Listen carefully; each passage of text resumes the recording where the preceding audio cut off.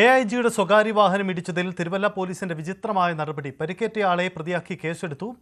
Police ആസ്ഥാനത്തെ AIG VG Vinod കുമാറിന്റെ സ്വകാര്യ വാഹനമാണ് തിരുവല്ല കുറ്റൂരിൽ വെച്ച് കാൽനട യാത്രക്കാരനായ അതിഥി തൊഴിലാളിയെ ഇടിച്ചത്. ശശിനാരായണൻ ചേരുന്നു. ശശിനാരായണൻ, എന്താണ് ഈ പോലീസിന്റെ ഭാഗത്ത് നിന്ന് ഇത്തരമൊരു നീക്കമുണ്ടായതിന് കാരണം?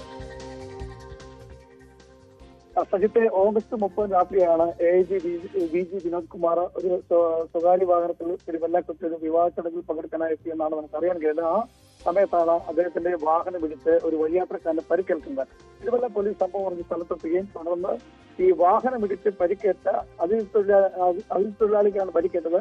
അദ്ദേഹത്തിന്റെ പേരിൽ കേസ് എടുക്കുന്ന ഒരു നടപടി ഉണ്ടായി. എന്തായാലും പോലീസും AIGയും തമ്മിൽ, തിരുവല്ല പോലീസും AIGയും തമ്മിൽ ഈ അപകടവുമായി ബന്ധപ്പെട്ട് ചില ഒത്തുകളി നടത്തിയെന്നുള്ളതാണ് ആക്ഷേപം വന്നിട്ടുള്ളത്.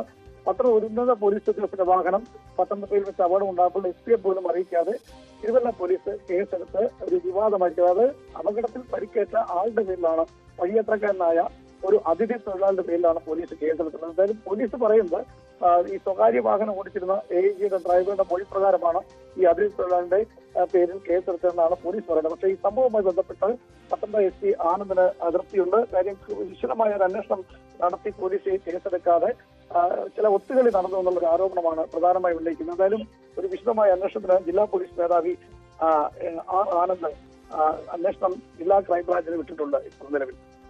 പോലീസിന്റെ വിചിത്ര നടപടിയാണ്. വാഹനം ഇടിച്ചതിന് യാത്രക്കാരന്റെ പേരിൽ കേസെടുത്ത പോലീസിന്റെ വിചിത്ര നടപടി.